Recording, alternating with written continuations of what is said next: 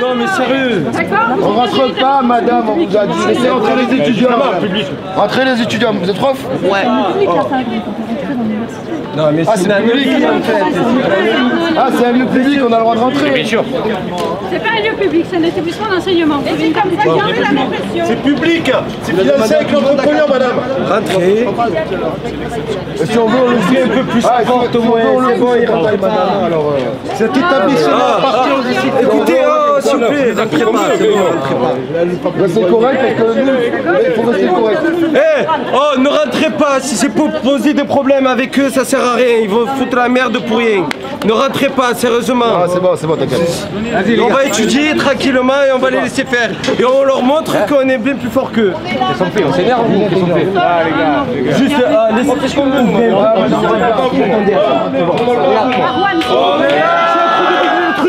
Si Macron ne veut pas, nous on est là. Pour l'honneur des travailleurs et pour un monde meilleur. Si Macron ne veut pas, nous on est là.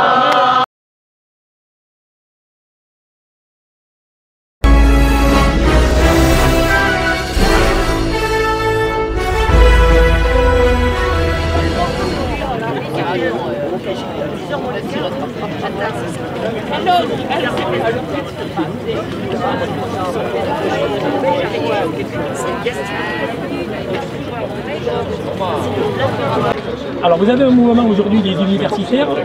Quelle est votre revendication?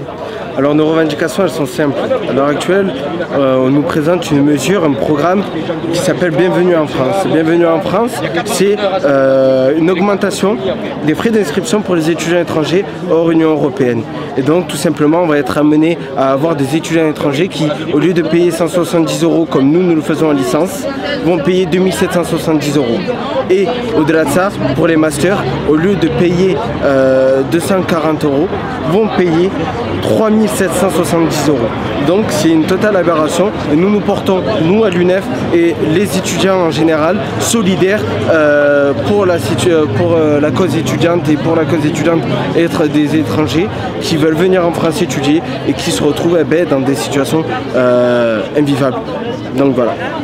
Avant d'en arriver à ce moment aujourd'hui, est-ce que vous avez d'abord fait voir vos revendications et elles n'ont pas été écoutées? Effectivement, c'est-à-dire que à l'heure actuelle, on a été confronté à plusieurs démarches dites administratives et dites de bureau, dans lesquelles on a présenté à 3 reprises une motion qui stipulait notre opposition totale à la hausse des frais d'inscription pour les étudiants étrangers. Celle-ci, à 3 reprises, a été refoulée et n'a pas été soumise au vote. Me sachant moi-même élu au conseil d'administration et ayant de fait un droit de présenter une motion, de présenter une quelconque proposition du coup de vote, on n'a pas accepté mon droit d'élu, tout simplement, et on n'a pas accepté que les étudiants puissent s'exprimer sur la situation. Donc voilà. Donc si aujourd'hui vous comptez reconduire ça? Alors aujourd'hui on a un conseil d'administration qui est prévu. Nous n'avons pas présenté de motion, néanmoins nous allons présenter autre chose, une mobilisation. Nous avons présenté déjà plusieurs choses sur lesquelles s'appuyer, notamment une pétition qui a été signée à près de 1800 personnes. Nous avons présenté face à l'administration une mobilisation qui, dès le premier jour, dès la première mobilisation, on avait près de 150 étudiants. 150 étudiants à l'Université d'Avignon, c'est quelque chose qui est très intéressant. Pour le peu d'étudiants que nous avons et pour le peu d'engagement que nous avons de temps à autre, puisque nous avons un milieu qui est difficile à mobiliser, nous arrivons à réunir un très grand nombre d'étudiants et surtout un très grand nombre d'oppositions, que ce soit de la part des professeurs, que ce soit de la part des étudiants, que ce soit de la part à l'international, je veux dire à l'échelle nationale, des dirigeants et des personnes qui s'intéressent à la situation estudiantine. Et donc on a une grosse mobilisation.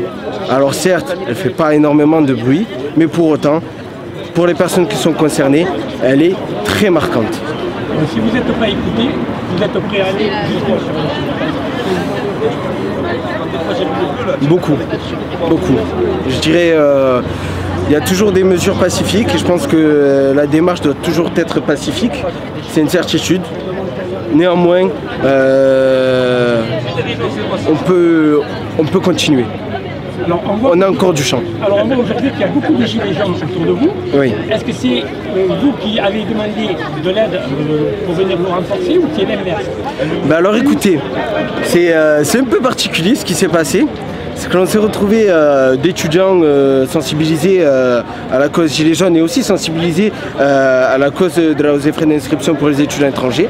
À un moment donné, à discuter avec un certain nombre de Gilets jaunes et de dire ben nous à l'université on se mobilise sur telle ou telle chose. Et donc de fait, on a eu une tribune qui nous a permis de nous exprimer devant un grand nombre de Gilets jaunes. Et ces Gilets jaunes nous ont entendus.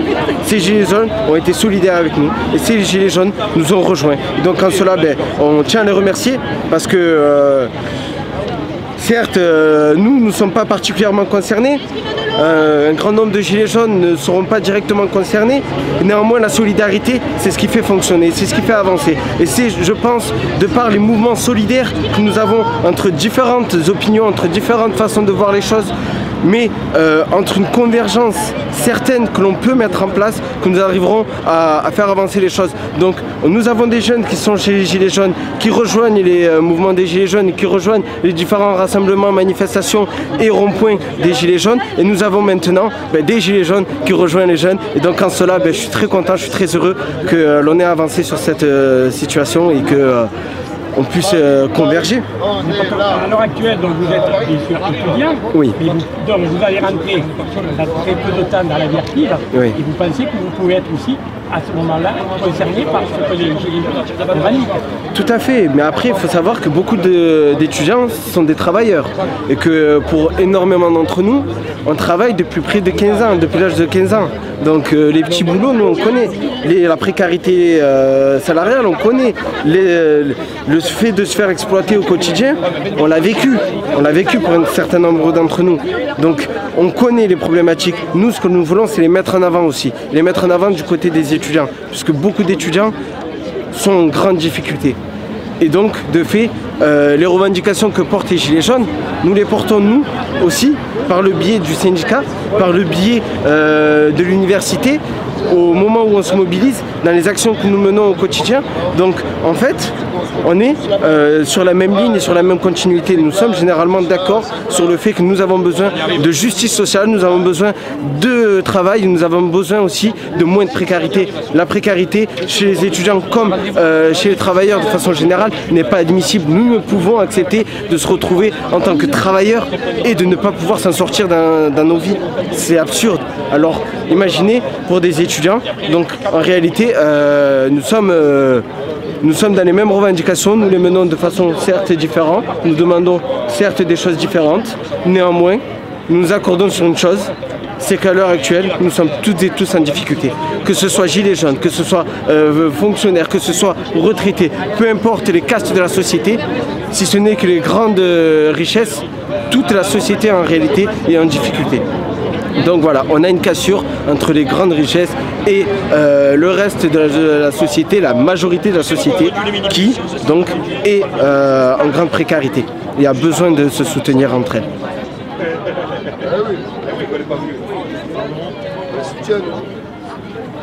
Un tour de parole, de sorte à ce que chacun et chacune puisse s'exprimer. Et donc dans un premier temps aussi vous remercier de chacun et chacune d'être venus. Beaucoup de gilets jaunes auxquels nous sommes vraiment ravis de pouvoir vous voir et de pouvoir converger dans nos luttes, dans nos combats. Beaucoup d'entre nous sont venus lors des différentes mobilisations des gilets jaunes et on voulait de la convergence, mais je pense qu'on l'a eu. Là c'est un réel symbole. Donc je pense qu'à chacun et chacune on peut se féliciter de la situation et au-delà de ça, de mettre en avant les différentes difficultés que nous avons, que nous rencontrons et que nous devons toutes et tous être solidaires parce que nous sommes toutes et tous à l'affût des difficultés que nous vivons au quotidien. Et donc je ne sais pas ce que je pourrais dire d'autre si ce n'est merci et vous laisser chacun et chacune vous exprimer. Alors moi j'ai une question pour pourquoi vous êtes là aujourd'hui, en fait? Ok, très bien. C'est quand même la question la plus importante. Oui, ben voilà. Donc aujourd'hui on se rassemble contre la hausse des frais d'inscription pour les étudiants et les étudiantes extra-communautaires. C'est-à-dire que les frais d'inscription aujourd'hui vont passer donc c'était autour de 170 € en licence à 2770 € et pour un master à 3770 €. Ça devait aussi se faire pour les doctorats, mais finalement le gouvernement a reculé, donc les doctorants ne subiront pas la hausse des frais d'inscription. Mais c'est-à-dire qu'aujourd'hui un étudiant ou une étudiante qui veut venir étudier en France et qui n'est pas issu d'un pays membre de la communauté européenne devra payer ces frais d'inscription qui sont juste impossibles à payer parce qu'en fait c'est... Il n'y a pas du tout. Voilà, c'est que déjà il y a des démarches administratives qui sont très lourdes pour venir étudier en France. C'est difficile de trouver un travail parce qu'il y a des limites de quotas horaires et ils sont très peu aidés et du coup c'est juste impossible pour eux et elles de pouvoir venir étudier dans de bonnes conditions sans s'endetter. Donc là c'est juste la porte ouverte vers la marchandisation de l'enseignement supérieur. Il faut rajouter que cette loi elle s'appelle Bienvenue en France. Oui. Donc ça c'est la principale revendication d'aujourd'hui. Vous en avez d'autres? D'accord. Ici et là, notamment avec l'administration de l'université qui prévoit des exonérations, mais qui prévoit des exonérations selon des critères. C'est-à-dire soit des critères linguistiques, soit des critères géographiques. Donc de fait c'est encore discriminatoire. Nous, ce que nous voulons, c'est des exonérations pour l'ensemble des étudiants. C'est-à-dire que l'ensemble des étudiants étrangers puissent payer pareil que nous. C'est-à-dire qu'ils ne soient pas soumis à des frais d'inscription absurdes, qui seraient des sommes astronomiques que même nous ne serons pas capables d'assumer. On va demander en réalité, parce qu'il faut savoir que les étudiants étrangers, on leur demande d'avoir sur un compte bloqué près de 7000 €. On leur demande d'avoir en plus de ça des démarches administratives qui leur coûtent près de 1000 € parfois. Donc en fait, on va leur demander à certains étudiants de débourser par an entre 8000 à 12 000 € de façon tout à fait normale. Et donc nous-mêmes, étudiants français, nous ne sommes pas en mesure de prétendre pouvoir avoir ces 12 000 € par an alors qu'on travaillerait toute l'année. Alors imaginez pour des étudiants étrangers qui, le salaire annuel chez eux n'excède pas les 3 000 €. Tu ne gagnes pas 3 000 € à l'année. Et tu veux prétendre mettre 10 000 € de côté, c'est totalement absurde. C'est un réel danger, on va se retrouver avec une gentrification, c'est-à-dire qu'avec des riches, des étudiants étrangers très riches, qui viennent de certains pays, et tous les étudiants qui ont soif d'étudier, qui ont soif de réussir, eh bien on va les exclure, on va les dire allez ailleurs. Nous on veut que des petits riches, que des étudiants de certains pays qui ont les moyens d'étudier, qui ont les moyens de financer leurs études et qui ont les moyens ensuite d'investir en France. C'est surtout ça qu'on a envie. Et donc c'est ça le problème, c'est un réel danger. Et il faut se battre contre ça, et on se battra contre ça, et on continue à se battre. Et on est très heureux de vous avoir avec nous, vraiment. Et Chaque année les démarches administratives pour le visa. Chaque année...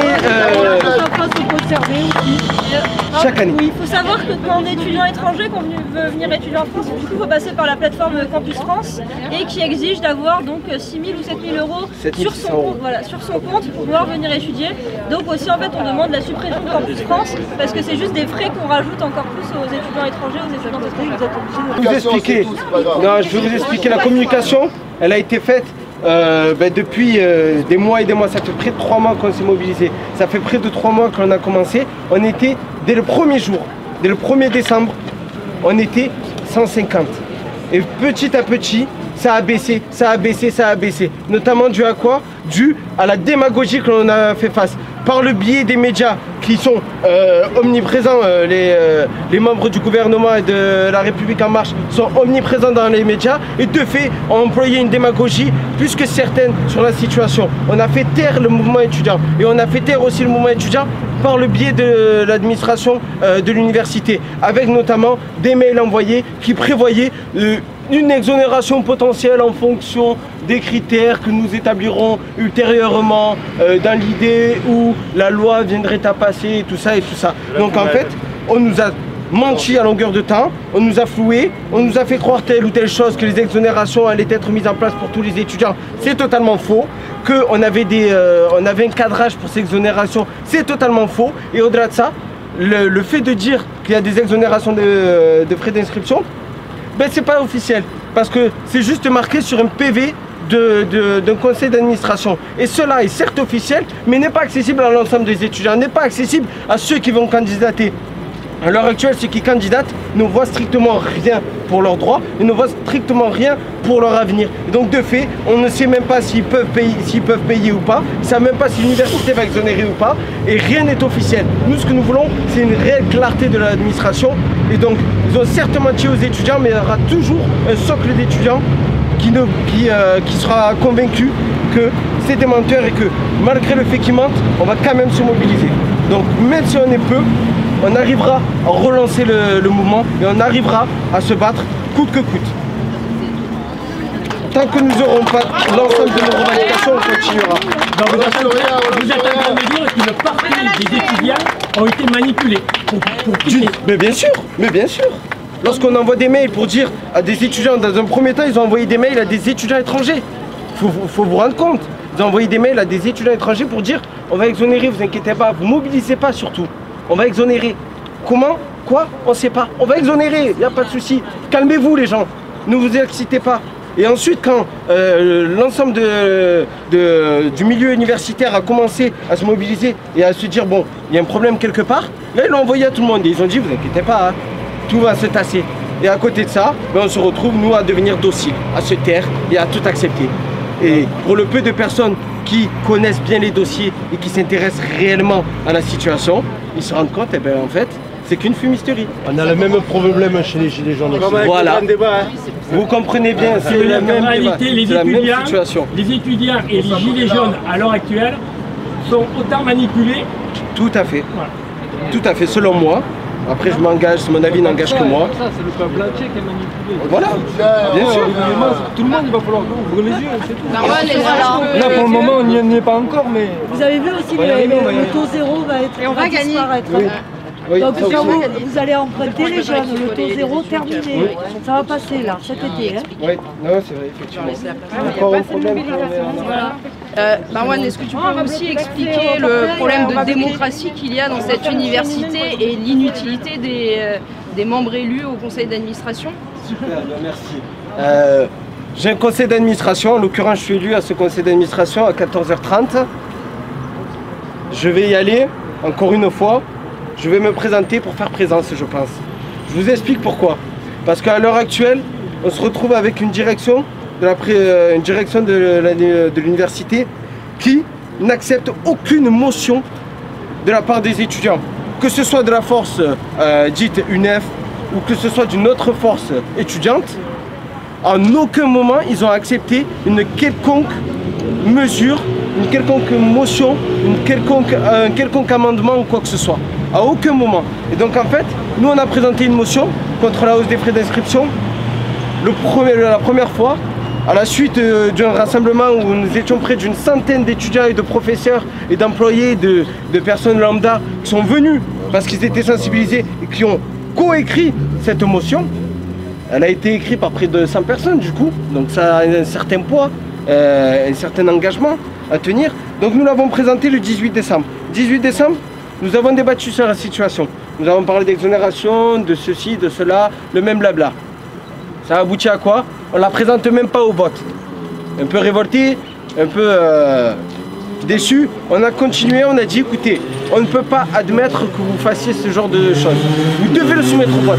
Quand bien même vous n'êtes pas d'accord, quand bien même vous pouvez même face au ministère vous désolidariser parce que c'est un droit de la part de l'administration présidentielle de se désolidariser du conseil d'administration dès lors que le conseil d'administration prend une mesure auquel il ne serait pas d'accord. Et donc de fait, on a présenté ce dossier, ce document une deuxième fois. La deuxième fois, on en a blablaté encore une fois. Passons à la trappe, on ne la vote pas. La troisième fois, on blablate. Oh, et on s'est moqué de nous. On s'est permis de nous moquer de nous. Voici le troisième épisode. On nous a dit, voici le troisième épisode de la hausse des frais d'inscription pour les étudiants étrangers, en ricanant. dans un conseil d'administration, on ne peut plus sérieux. Lorsqu'on a des situations qui sont en péril, qu'on a des étudiants qui ne savent même pas ce qui va advenir de leur avenir. Et donc on ricane, on nous dit, bon écoutez, vous l'avez présentée 3 fois, elle n'a pas changé cette motion à 3 reprises, on la présentera pas au vote.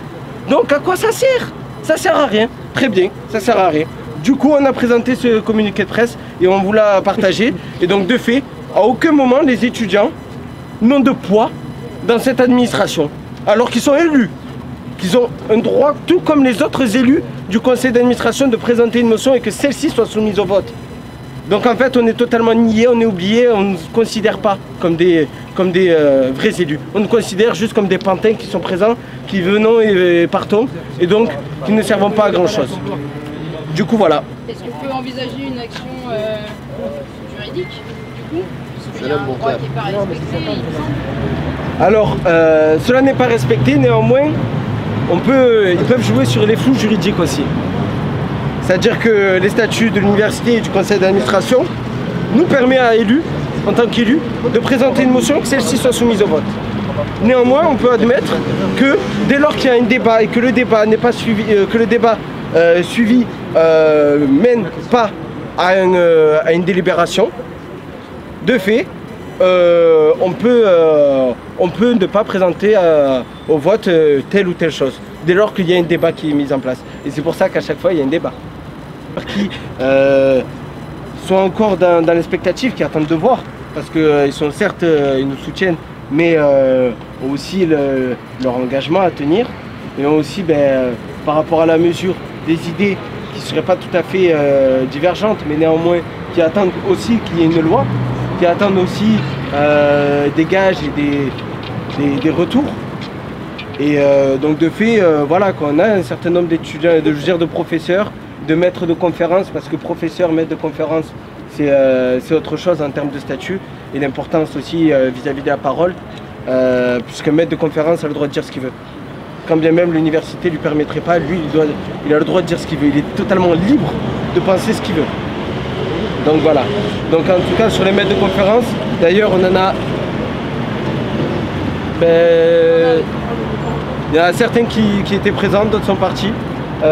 Mais ils sont venus. Les professeurs nous soutiennent, ils nous accompagnent. Et on a aussi donc voilà, on est soutenu par la frange des professeurs.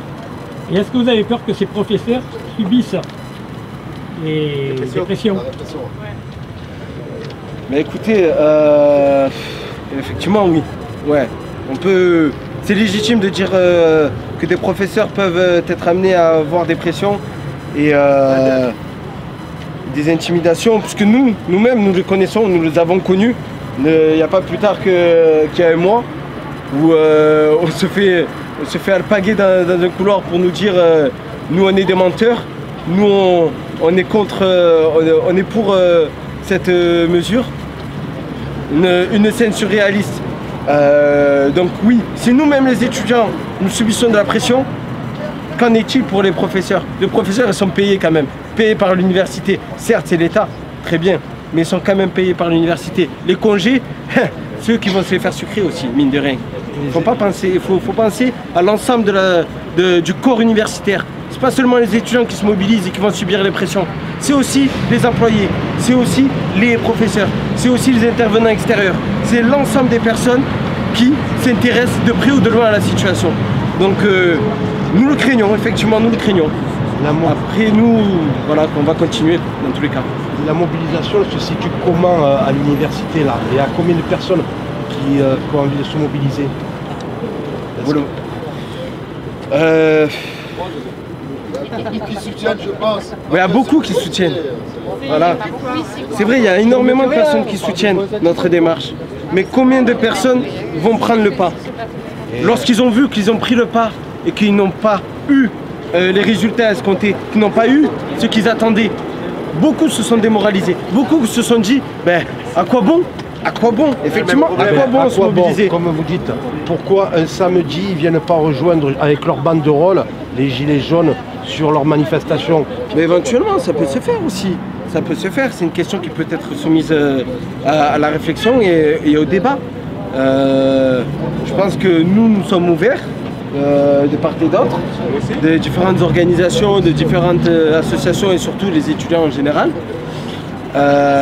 Ensuite, ça va être au bon vouloir du débat et de la discussion que va émerger une mobilisation jeune au sein des Gilets jaunes sur la question de la hausse des frais d'inscription pour les étudiants étrangers et de la précarité de façon générale, tant des étudiants, de la jeunesse que de l'ensemble de la société. Donc oui, ça peut s'envisager. Parce qu'à long terme, il ne s'agira pas que de ça. Il s'agira du pouvoir d'achat, de toutes les taxes diverses qui sont en train d'émerger, le deuxième jour solidaire qui est dans les tuyaux au niveau de l'Assemblée, enfin tout ce qu'il y a derrière, parce que tout le monde est, on va dire, étranglé par toutes ces taxes. Donc je pense qu'à un certain moment, les jeunes, même tous, on devrait tous se rassembler justement pour dire stop à tout ceci, quoi. Moi je pense qu'on est tout à fait d'accord sur ça. Clairement. L'union, il n'y a pas l'union. On est tous des parents, enfin peut-être pas tous, mais on est tous des parents, voire des grands-parents. Je veux dire, tout le monde est confronté à l'avenir d'un de ses enfants.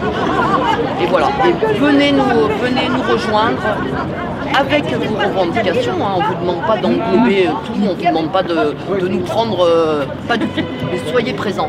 Soyez présents en tant qu'étudiants, déjà pour vos revendications. Et là, vous allez voir que les choses vont commencer à avancer. Il manque d'autres personnes aussi qui ne sont pas là, malheureusement, ne sont pas présents. On va parler des camionneurs, on va parler des agriculteurs, on va parler des cheminots, des hospitaliers. Eux, c'est un petit peu plus délicat parce que c'est vrai qu'ils sont bloqués à chaque fois, ils sont obligés de rester sur place. Voilà. Les gardiens de prison. Le message, il est là. Il est écrit dans mon dos. L'union fait la force. Depuis le 17, je l'ai mis et j'en suis persuadée. Quand on a vu les Algériens, quand nous avons vu les Algériens manifester en France, hein, ils étaient énormément déjà chez eux et chez nous. Moi, je souhaiterais qu'ils soient présents le 16 avec nous aussi. Parce que les Algériens qui vivent, là on sort un peu du sujet, mais qui vivent en France, qui sont français, vont subir la macronerie. Comme vous, comme nous. Donc je fais un appel, je ne sais pas si ça sera diffusé. Je demande aux Algériens de nous rejoindre pour ce week-end. Et ben merci. La binationalité. Et ben voilà une Algérienne. Non mais tu comprends, il y a une répression, donc il faut essayer de comprendre les gens de quartier. Non, mais les Algériens, mais que ce soit les Algériens, les Marocains, peu importe, les Africains, ils ont peur. Tous les dimanches à Paris. Mais il y avait un monde de fous. Donc ils n'ont pas eu peur de la répression. Donc il faut qu'ils continuent. Parce que là, leur président ne sera pas réélu. Mais nous, le nôtre, sur notre territoire, il est encore là. Avec le Premier ministre. Et toute la clique. Pardon. Je me permets de laisser la parole à Abdoulaye parce que ce qu'il a dit, c'est très pertinent. Comme il a dit, moi aussi, je suis un étudiant étranger. Et cette mesure aussi me touche comme mes frères et mes soeurs. Et comme je l'ai entendu tout à l'heure, lui, on l'a demandé pourquoi les étudiants ne viennent pas dans les manifestations, dans les mobilisations. Et comme vous l'avez dit tout à l'heure, beaucoup d'étudiants étrangers ont peur de l'arrestation pour venir dans les manifestations, tout ça. C'est à cause de ça que beaucoup d'étudiants d'étrangers ne veulent pas venir. Parce qu'ils ont peur que si les policiers les arrêtent, on peut retirer leur titre de séjour, tout ça. C'est à cause de ça que beaucoup d'étudiants étrangers, ils ont peur de venir. Parce que moi, j'ai transmis l'information à beaucoup d'étudiants étrangers. Et c'est ce qu'ils m'ont répondu. Ils ont peur de venir. Mais dans les mouvements des Gilets jaunes, on vient de temps en temps. Il y a Samuel, c'est un étudiant qui vient de temps en temps, les samedis. Moi aussi, de temps en temps, je viens. Ouais, Amadou, Marwan aussi, il vient. Il y a des étudiants qui viennent, mais la majorité ne viennent pas. Majorité, ça veut dire les étudiants étrangers dont cette mesure concerne. Ils ont peur de venir, mais ils sont totalement en désaccord contre cette mesure qui est totalement discriminatoire. Parce que je pense que si on augmente les frais d'inscription pour les étudiants étrangers extra-communautaires, comme l'a dit tout à l'heure Marwan, il y a beaucoup de procédures à faire pour venir en France. Parce que chaque mois, on doit nous verser au minimum 615 € par mois. Et le salaire de nos parents, ce n'est même pas 1000 € par mois. Parce qu'on connaît en Afrique la parité entre l'euro et le CFA, on connaît ça. Donc si on convertit ça en euros, ça ne devient même pas 1000 €. Et comment ce parent peut payer 2770 € pour son fils ou 3770 €? Je pense que c'est pas du tout normal. Ouais. Vous avez peur lors des manifestations d'être arrêté tout simplement pour une discrimination raciale? Oui, beaucoup d'étudiants ont peur, mais moi je pense que j'ai pas peur. Parce que si on m'arrête aussi, si on me dit de retourner dans mon pays aussi je peux retourner calmement, essayer de trouver autre chose, de continuer là-bas mes études puis de faire autre chose. Parce que je pense que moi-même cette mesure ne va pas me concerner l'année prochaine. Parce qu'on a dit que les étudiants qui vont changer de cycle, ce sont ces étudiants-là qui sont concernés. Et moi, si je viens, ce n'est pas parce que ça me concerne l'année prochaine, mais il y a nos frères et sœurs qui veulent venir en France. Solidarité. Oui, il y a mon petit frère qui veut venir, il y a mes amis qui veulent venir. Donc, je pense que c'est un devoir de venir dans les manifestations et d'essayer de supprimer totalement cette mesure qui est discriminatoire, oui, inacceptable. Alors, je voulais juste te dire une chose. Tu sais, je comprends votre peur, parce que je pense que vous jouez beaucoup. Mais en même temps, si vous ne prenez pas ce risque de venir, moi c'est sûr, je parle, je n'ai pas plus de danger peut-être que d'aller en garde à vue, et peut-être faire 3 mois de prison, on dira. Mais si vous ne venez pas maintenant, que vous ne prenez pas ce risque, l'année prochaine, dans 2 ans, il n'y a plus personne qui viendra. Ni vous, ni tes sœurs, ni tes frères. Donc à un moment, il faudra prendre le risque. Peut-être. Et tu sais, quand il y a quand il y a un grand mouvement comme ça national, quoi qu'il se passe, tous, là que nous sommes, on va y laisser une plume. Toi peut-être plus, parce que c'est beaucoup plus délicat pour toi, mais on va laisser des plumes. On ne pourra pas, à un moment, il faut bien se le dire, on ne pourra pas avancer sans qu'il y ait des dommages. Mais la peur ne fait pas avancer. Et si tu veux penser à tes frères et sœurs, tes cousins, ta famille, tes amis, c'est maintenant qu'il faut se battre. L'année prochaine, il sera peut-être trop tard. Mais en tout cas, je comprends tout à fait ta peur. Hein. Moi, je ne suis pas dans ta situation. Mais c'est compréhensible quand même, parce qu'il est étranger. On est bien d'accord, il n'est pas c'est ça. Voilà, dans ta carte de séjour, si tu vas manifester, c'est pas normal. Je viens de lui dire. Je comprends ça. Je me permets de mettre en avant ce point-là. Je me permets de mettre ce point en avant là. Il est éloquent. Effectivement, les étudiants étrangers ne viennent pas, mais en réalité, même les Français eux-mêmes, s'ils sont un peu basanés, s'ils sont noirs, ne vous attendez pas à ce qu'ils viennent. Et ne vous attendez pas à ce qu'ils viennent. Moi-même qui suis racisé, qui connais le milieu depuis un certain temps, depuis beaucoup même, je commence à me rôder aux différentes manifestations et tout ça. Être pris pour cible au bout d'un moment, ça devient lassant. Et que ce soit en manifestation ou juste après, quand on a fini notre manifestation, on se fait suivre pour se faire contrôler avec la voiture. Est-ce qu'elle est en règle la voiture? Est-ce que ceci est en règle? Est-ce que cela, si, nie cela? On nous met des bâtons dans les roues. On nous met des bâtons dans les roues. Et c'est ça qui est dur. C'est ça qui est dur. Quand on voit les chiffres, que le racisé, qu'un noir et un arabe a plus de chances de se faire contrôler, de se faire embarquer par la police, comprenez bien que lorsque il y a des manifestations qui peuvent déraper, ou même tout simplement des manifestations donc, qui mettent en place un climat de tension, de répression. Et de répression aussi. Et de répression, dites-vous bien que eux, ils vont pas se jeter dans la gueule du loup.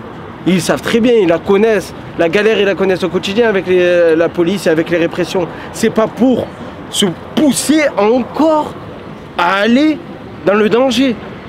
Une personne qui se met encore dans le danger alors qu'il est au quotidien en danger. Mais regardez bien, ça arrivera. Regardez bien, à chaque fois que les mobilisations ont été menées par des personnes dites racisées, par des personnes de quartiers défavorisés en France, à chaque fois on n'a retenu qu'une seule chose, les violences.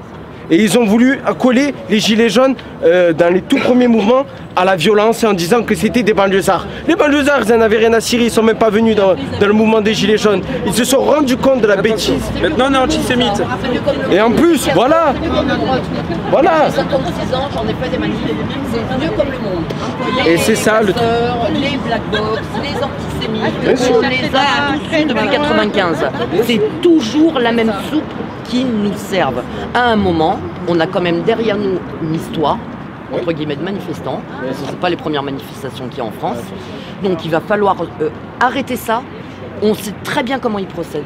C'est toujours la même chose. Ils nous ont fait voir.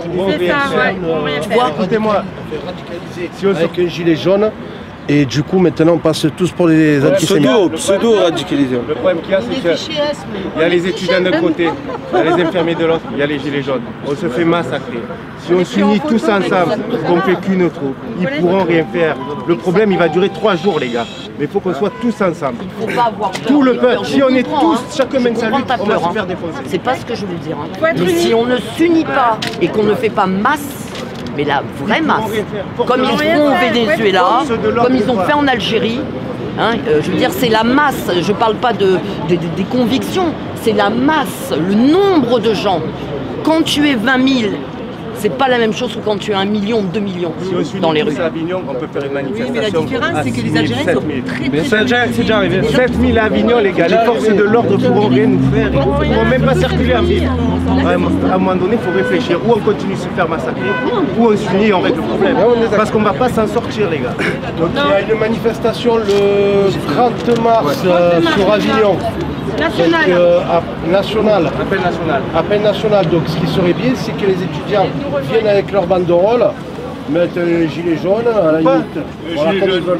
Voilà, gilet jaune, voilà, gilet jaune. Vous venez comme vous voulez, enfin. C'est un ras-le-bol en France. Avec vos banderoles et tous ensemble. Et venez nous rejoindre en France, voilà. On sera plus fort soutenus comme Je pense que moi il y a des choses, des éléments qu'on n'a pas dit, qu'il semble nécessaire de dire. Déjà, je veux remercier les gilets jaunes d'être venus soutenir les étudiants parce que je trouve ça regrettable qu'il y ait presque plus de gilets jaunes que de jeunes étudiants. Donc merci d'avoir répondu à l'appel. Moi je vous ai déjà fait le speech, mais je suis du rond-point de Perm, je suis gilet jaune, je suis pas syndiqué, mais au maximum que je suis participé aux assemblées, j'ai été avec l'UNEF.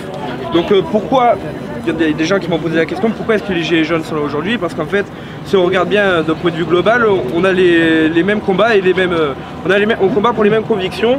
On fait face à une oligarchie financière qui met en place des mesures avantageant certains, la suppression de l'ISF. On augmente le prix des biens de première nécessité, on augmente le gasoil, résultat, qui c'est qui paye? C'est les classes moyennes et les classes précaires. Et maintenant on s'en prend aux étrangers. On sait qu'il y a presque 100 milliards d'euros de fraude fiscale annuelle.